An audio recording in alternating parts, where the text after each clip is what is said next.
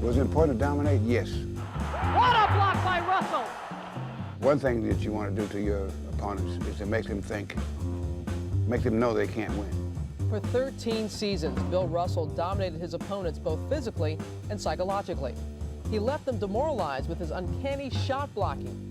In the process, he revolutionized the center position and brought a new dimension to the game. Other than his animal intensity that he brought to the game, his speed and quickness in those days, I mean, it was like a man playing with boys. Everybody was just afraid of Russell, including the guys who were shooting from outside when they wanted to go in and take a layup. They knew they were not going to get a layup, so they would stop short and take a jump shot. I mean, he just intimidated people. Now, what I got to do now is come in here. Now, jump down. That is what is called intimidation. Part of that reputation is based on psychic. As a player, when you challenge him, you know, you think about the reputation and you have to automatically change your shot. Fast break, West all alone. Look at Russell come down. And what a play by Russell! We shut a guy down or block a guy's shot and say, yes, we did that to you.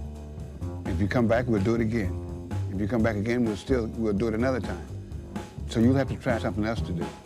That won't work. Russell started at the University of San Francisco, where he led the Dons to 2 national titles.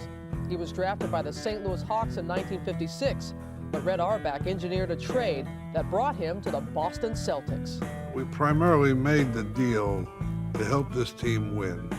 The name of the game is to win. We're not interested in your points or your stats. Just worry, did we win or did we lose? And what can you contribute to winning or losing? And Russell would immediately help the Celtics win. His all-around skills were just what the team was lacking. He was the round peg that simply fit the round hole that we needed so desperately.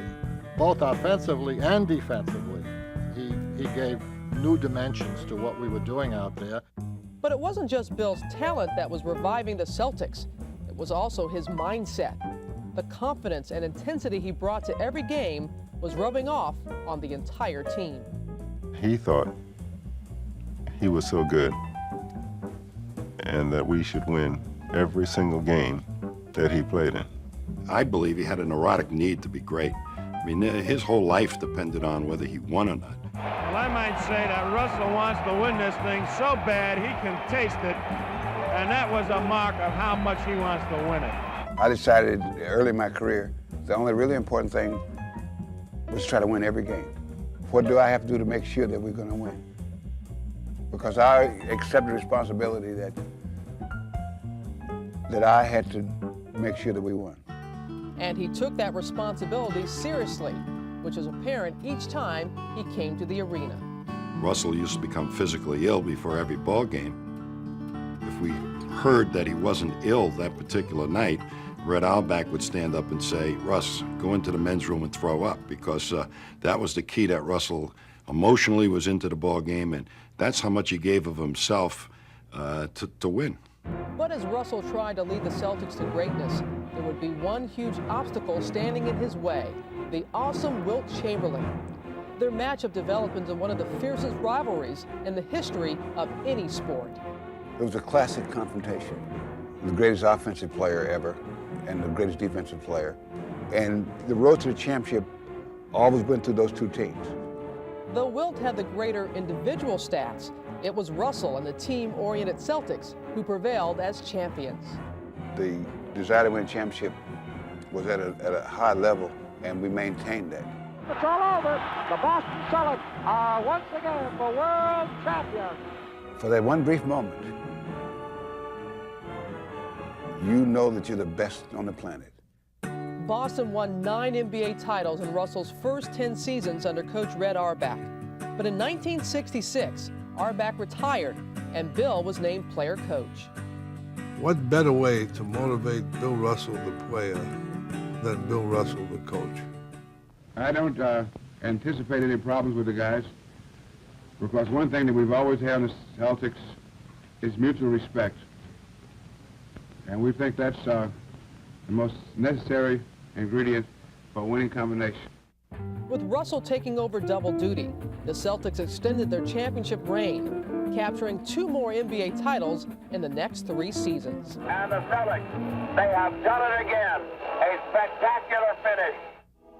After his 11th title in 13 years, Russell retired in 1969, leaving behind an unmatched legacy.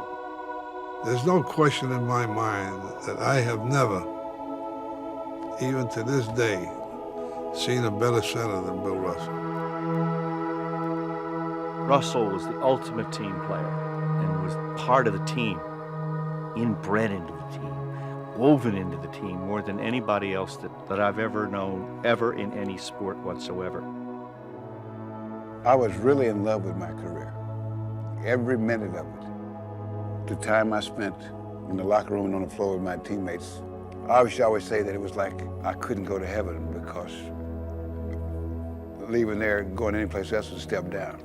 I don't know if we were aware in those days of the racial implications, to being black in those days and trying to function, never mind in our society, but just in sports. I don't think we demonstrated enough support, and I certainly didn't, for us in those circumstances where we'd go into the St. Louis's and we couldn't eat together in a particular restaurant. It wasn't enough to just all of us walk out of that restaurant. I think we had to make more of a statement than that.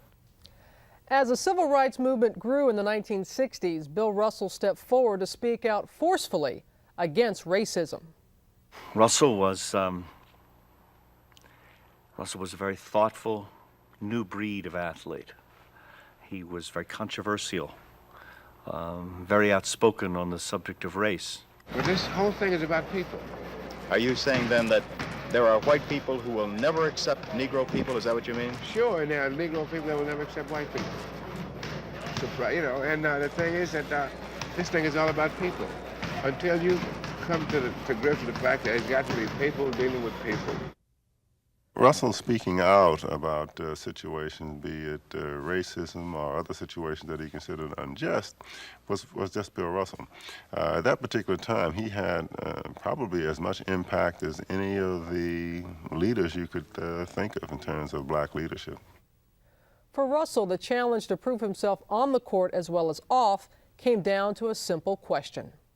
How important was earning respect? It was very important in that there's a difference between being proud and having pride. They may not like you, but they have to respect you. And that's more important. It's far more important to be respected than it is to be liked. At least to me it is. Far more important to be respected than to be liked.